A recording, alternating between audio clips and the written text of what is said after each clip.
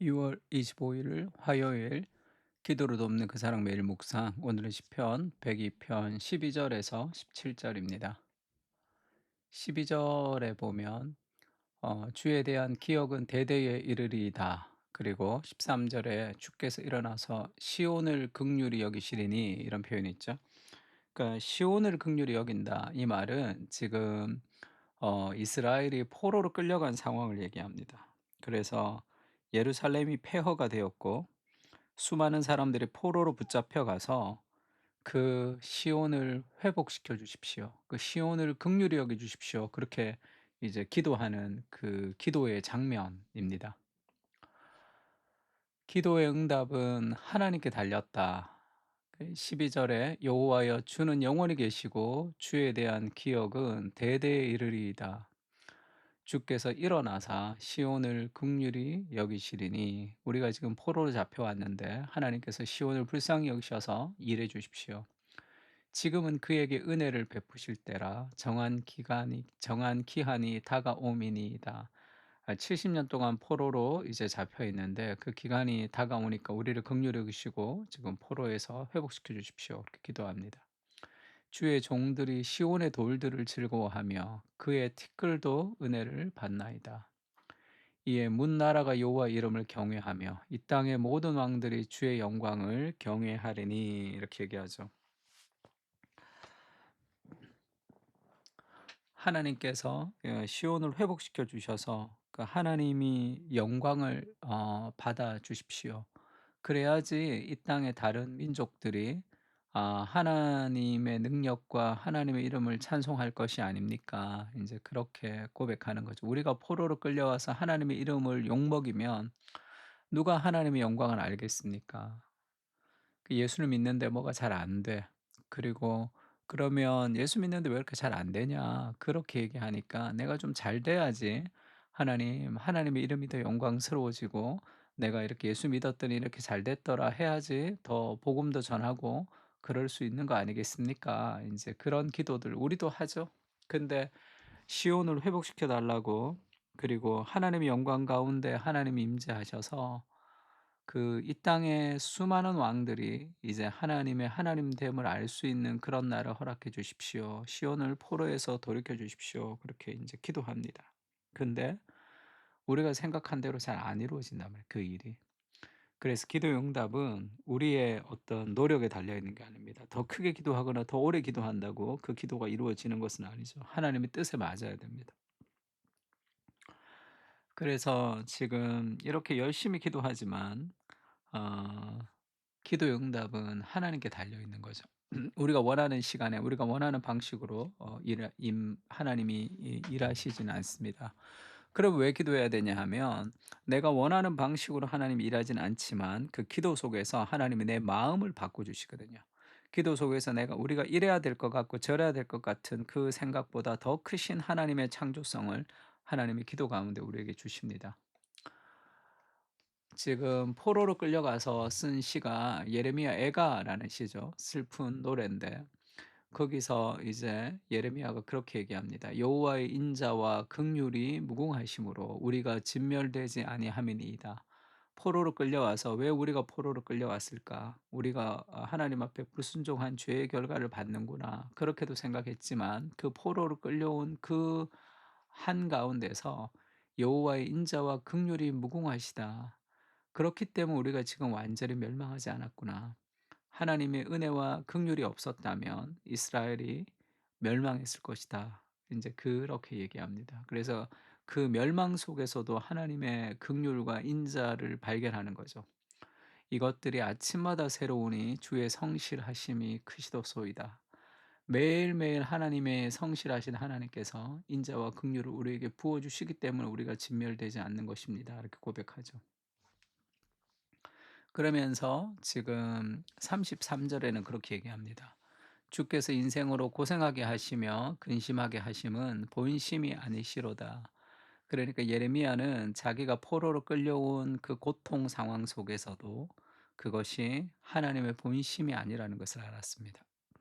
주께서 인생으로 고생하게 하시며 근심하게 하심은 본심이 아니시로다. 자녀가 태어나면 그 자녀가 힘든 것을 부모는 참 견디기 힘듭니다. 자녀가 고통하고 힘들어하는 것을. 그렇다고 그 자녀가 이 고통이 없는 인생, 힘든 것이 없는 인생, 어려움이 없는 인생을 또 살도록 할 수는 없는 거 아니에요? 그러면 너무 나약해지니까. 그래서 조선미 교수님이 "영혼을 강한 아이로 키워라." 그 책에서 요즘 아이들이 굉장히 나약한데 정말로 아이를 행복하게 하려면 "영혼이 강한 아이로 키워야 된다." 이렇게 얘기합니다. 그럼 영혼이 강해지려면 삶에서 여러 가지 어려움과 고난도 겪어야 되는 거죠. 그러니까 주께서 우리를 그렇게 세워 주십니다. 주께서 인생으로 고생하며 근심하게 하심이 본심이 아니시죠. 하나님의 본심은 우리가 행복하게 사는 겁니다. 근데 그렇게만 살 수 없기 때문에 우리를 성장시키고 싶어 하시기 때문에 하나님께서 여러 가지 환경과 상황들을 만드시고 그 속에서 우리를 성장시켜 가시는 거죠. 그래서 어려운 환경 속에서도 하나님의 본심을 기억할 때 우리는 그것을 이어나갈 수도 있고 지켜나갈 수도 있습니다. 내 뜻대로 기도가 잘 되지 않지만 지금 포로 상황 속에서도 하나님의 긍휼을 볼 수 있는 눈이 예레미야에게는 있습니다. 그리고 하나님 반드시 응답하시는 거죠. 여호와께서 시온을 건설하시고 그의 영광 중에 나타나셨음이라. 여호와께서 빈궁한 자의 기도를 돌아보시며 그들의 기도를 멸시하지 아니하셨도다. 이 대역전의 드라마가 이제 그날에 이루어진다는 거죠.